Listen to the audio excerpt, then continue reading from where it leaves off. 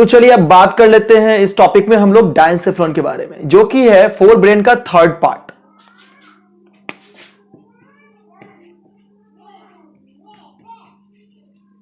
डायंसेफ्लॉन, इसके बारे में बात कर लेते हैं। ये जो है डायंसेफ्लॉन क्या है, तो ये चीजें मैंने पहले ही बता दिया था कि ये जो अपना है, मान लेते हैं कि ये फोर ब्रेन वाला पार्ट, ये मान लेते हैं कि ये ब्रेन का एक पार्ट था और ये दूसरा पार्ट था ब्रेन का।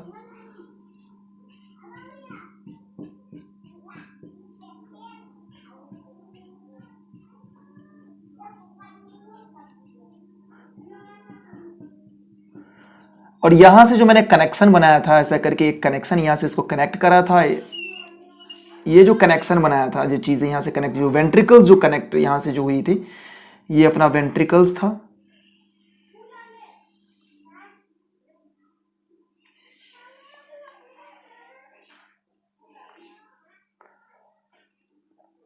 तो ये वाले पार्ट जो थे इसको हम लोगों ने डायंसेफ्लॉन बोला था। ठीक है, ये अपना सेरिबेलम हेमिस्फीयर हो गया दो, ठीक है, जिसको हम लोग लेफ्ट एंड राइट वेंट्रिकल्स भी बोलते हैं। तो ये चीजें थी। अब क्या है कि इसके बारे में कुछ डिटेल्स में हम लोग देख लेते हैं कि सबसे पहले क्या है कि जो डायंसेफ्लॉन है ये प्रेजेंट कहां पे रहते हैं, तो ये होते हैं अपने सेरिब्रम एंड मिड ब्रेन के बीच में, in between cerebrum and mid brain के बीच में ये प्रेजेंट रहते हैं। ठीक है, अब ये वहां पर तो प्रेजेंट रहते हैं। अब जो ये जो फॉर्म करते हैं थर्ड वेंट्रिकल्स को फॉर्म करने में ये हेल्प करते हैं, ये थर्ड वेंट्रिकल्स बनाते हैं, फॉर्म थर्ड वेंट्रिकल्स, जिसको हम लोग डायोसेल भी बोलते हैं, के नाम से भी जाना जाता है।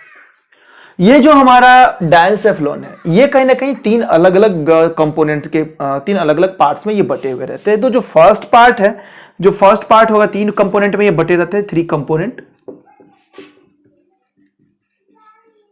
तो जो फर्स्ट पार्ट होते हैं डायंसेफ्लॉन के, वो होते हैं एपिथैलेमस,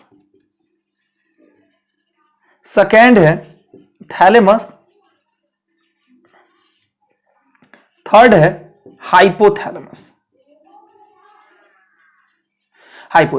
तो देखिए होता क्या है कि थैलेमस क्या है कि एक मास है हमारे ब्रेन में जो प्रेजेंट रहता है, अपने सेरिब्रम और मिड ब्रेन के बीच में प्रेजेंट रहता है। ठीक है, वहां पे प्रेजेंट रहेगा। अब जो होता क्या है कि थैलेमस एक पार्ट हो गया, मैं उसका स्ट्रक्चर ही बना दे रहा हूं जिससे क्लियर हो जाएंगी चीजें।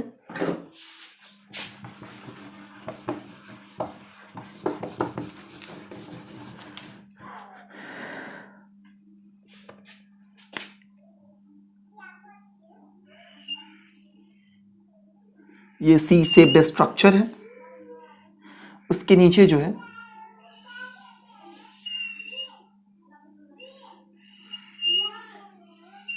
इस टाइप के स्ट्रक्चर्स जो है जो प्रेजेंट रहते हैं, जिसको हम लोग बोलते हैं थैलेमस। ये पार्ट हो गया थैलेमस वाला।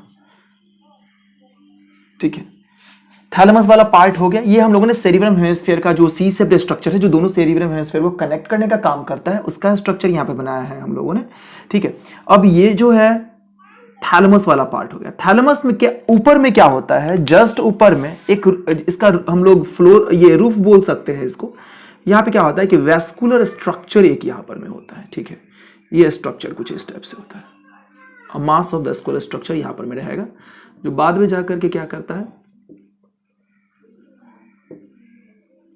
ये इस तरह के स्ट्रक्चर जो है ये बनाते हैं। ये इसका अपर पार्ट है, जिसको हम लोग एपिथैलेमस बोलते हैं। एपिथैलेमस,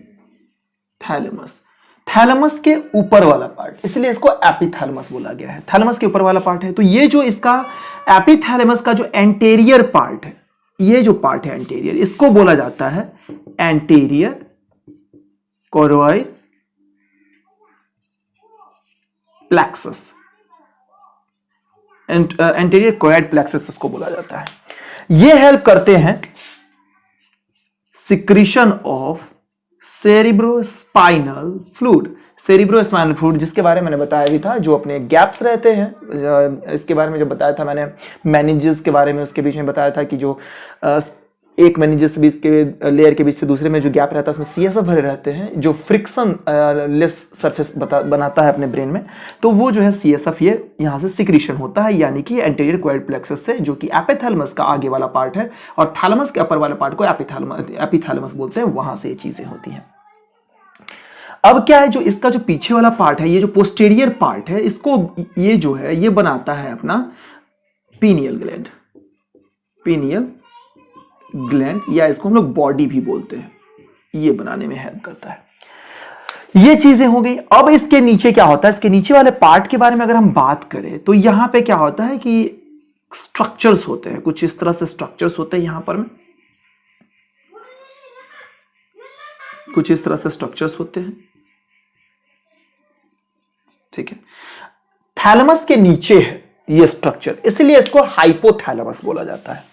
इस वाले स्ट्रक्चर को हम लोग हाइपोथैलेमस बोलते हैं, ठीक है। थैलेमस के ऊपर तो हो गया एपिथैलेमस, ये इसका रूफ हो गया, ये इसका फ्लोर हो गया, इसको हम लोग बोलते हैं हाइपोथैलेमस, ठीक है। हाइपोथैलेमस के जस्ट नीचे क्या होता है कि स्टॉक लाइक स्ट्रक्चर होता है, स्टॉक लाइक स्ट्रक्चर होता है, बहुत जगह स्टॉक लाइक स्ट्रक्चर होता है, ठीक है। ये स्टॉक लाइक स्ट्रक्चर है, जहां से क्या होता है कि हाइपोफाइसिस नाम का जो है एक लेयर जुड़ा हुआ रहता है। इसको हम लोग बोलते हैं, इस स्टॉक को बोलते हैं इनफंडिबुलम बोला जाता है, इनफंडिबुलम, और इसको पार्स नर्वोसा भी बोलते हैं, नर्वोसा भी बोला जाता है। अब इसके जस्ट नीचे वाला जो पार्ट है ये है अपना हाइपोफाइसिस, हाइपोफाइसिस वाला लेयर है। अब ये जो यहां पे बन रहा है, यहां पे हम लोग जो देख रहे हैं कि थैलेमस हो गया, उसके बाद ये थैलेमस, ये वाला पार्ट अगर हम इसको ये करने का कोशिश करें तो ये जो है सो मान लेते हैं कि सेरिब्रम हेमिस्फीयर है, ये इसके नीचे यहां पर में ये सब चीजें यहां पर में रहती हैं, ये सब चीजें हैं सेरिब्रम हेमिस्फीयर में, ये सब सारी चीजें हैं, ठीक है।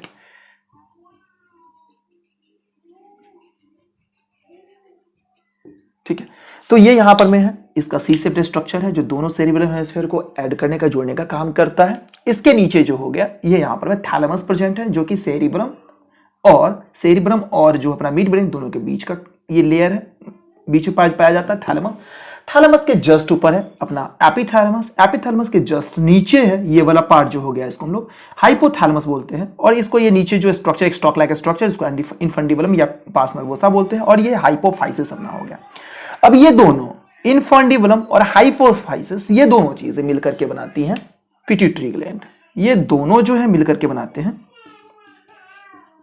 पिट्यूटरी ग्लैंड फॉर्म करने में हेल्प करते हैं, ठीक है। एपिथेलियम जो है, एपिथेलियम के बारे में बात करें तो ये जो होता है खास करके इसके बारे में अगर थोड़ा सा अगर हम यहां पे देख लेंगे तो एपिथेलियम एपिथैलेमस जो होता है ये रूफ तो होता ही है, प्लस ये जो बना होता है अपना, वो 3 टाइप के मेनिंजेस के बारे में मैंने बताया था। तो फर्स्ट जो है पाया मैटर, उसका बना हुआ होता है, ये पाया मैटर का होता है, ठीक है। एपिथैलेमस, थैलेमस के बारे में बात करें तो ये जो होता है mass of grey matter present in medulla reason, ये इसके बारे में बात करें तो, ठीक है। थैलेमस हो गया वो। हाइपोथैलेमस के बारे में बात करें तो ये जो पूरा जो नीचे वाला पार्ट होता है उसको हम लोग हाइपोथैलेमस बोलते हैं। तो ये सब चीजें हम लोगों ने देख लिया है कि कैसे जो है डायनसेफेलोन यहाँ पे अटैच रहते हैं। अब इसके एक एक पार्ट के बारे में, ये जो तीनों पार्ट है, इसके हम लोग फंक्शंस को देख लेते हैं एक एक करके। तो चलिए यहां पे हम लोग देख ले रहे हैं क्या इनके फंक्शंस, जो भी अपने डायनसेफेलोन के पार्ट्स हैं उनके फंक्शंस के बारे में एक एक करके देख ले रहे हैं। तो सबसे फर्स्ट पार्ट है जिसका नाम है एपिथैलेमस। उसके एक्चुअली मैंने बताया था कि उनके 2 अलग अलग रीजन्स होते हैं। जो एंटीरियर वाले रीजन हैं जिनको हम लोग कोराइड प्लेक्सस के नाम से जानते हैं, वो सिक्रीट करते हैं सेरिब्रोस्पाइनल फ्लूइड। सेरिब्रोस्पाइनल फ्लूइड को सिक्रीशन में वो हेल्प करते हैं। दूसरा जो पीनियल ग्लैंड है वो हेल्प कर, जो पोस्टेरियर वाला पार्ट है, जो रूफ पार्ट है थैलेमस का, उसको एपिथैलेमस बोलते हैं। जो आगे वाला पार्ट है वो अपना क्या करते हैं, कोराइड प्लेक्सस वो सिक्रीशन करते हैं सीएसएफ को, और पीछे वाला पार्ट सिक्रीट करते हैं जो बनाते हैं पीनियल ग्लैंड। और पीनियल ग्लैंड का काम है कि कुछ ऐसे हार्मोन को सिक्रीट करना, कुछ हार्मोन से रिसर्चर्स अभी पूरा इस पे कॉन्फिडेंशियल, इस पे प्रूफ नहीं मिला है, बट मिला है कि कुछ ऐसे हार्मोन को सिक्रीट करते हैं जो स्लीपिंग पैटर्न को मेंटेन करते हैं। स्लीपिंग पैटर्न को इनका काम है कि मेंटेन करके रखना स्लीपिंग पैटर्न को, ये कुछ हार्मोन सिक्रीट करते हैं। ठीक है, अब चलते जो सेकंड है थैलेमस वाला पार्ट है, जो मेन स्ट्रक्चर है। ठीक है, मेन स्ट्रक्चर जो है जिसको जो मास ऑफ ग्रे मैटर है मेडुला वाले पार्ट रीजन में पाया जाता है और अपने सेरिब्रम और जो मिड ब्रेन के बीच में सेटल रहता है, वो पार्ट थैलेमस। एक्चुअली ये लिंक होता है, लिंक कहते हैं इसको, between sense and cerebral cortex. ये लिंक है, लिंक के तरह ये काम करता है, बीच में लिंकिंग सिस्टम, कनेक्शन लिंक है ये। ठीक है, सेकेंड क्या है, ये रिले सेंटर की तरह काम करता है, मतलब इंफॉर्मेशन सेंसरी से इंफॉर्मेशन लेगा, फिर अपने सीएसएफ को देगा, मतलब सेंट्रल को देगा, सेंट्रल जो ब्रेन है उसको देगा, और फिर यहां जो अपना स्पाइनल कॉर्ड है उसको देगा। फिर वहां से क्या होगा, मोटर न्यूरॉन को इंफॉर्मेशन पास करेगा, जो वहां से इंफॉर्मेशन मिलेगा उसको पास, यानी रिले सेंटर की तरह जो है ये काम करता है अपना।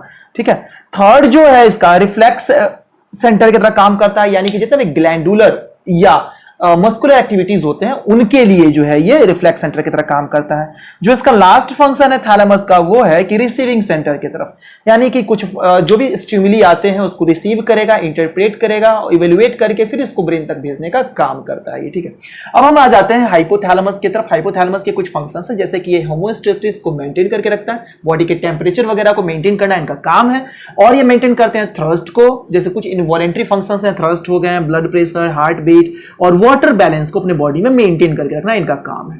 ये जो है कुछ ऐसे न्यूरो हार्मोन्स भी सीक्रेट करते हैं जिनका जो है अपना अदर फंक्शंस होता है, अलग अलग न्यूरो हार्मोन सीक्रेट करते हैं, कुछ उनका अलग फंक्शन है। इस तरह से हम लोगों ने पूरा पूरा डायंसेफेलॉन देख लिया है। नेक्स्ट टॉपिक हम लोग देखेंगे मिड ब्रेन के बारे में।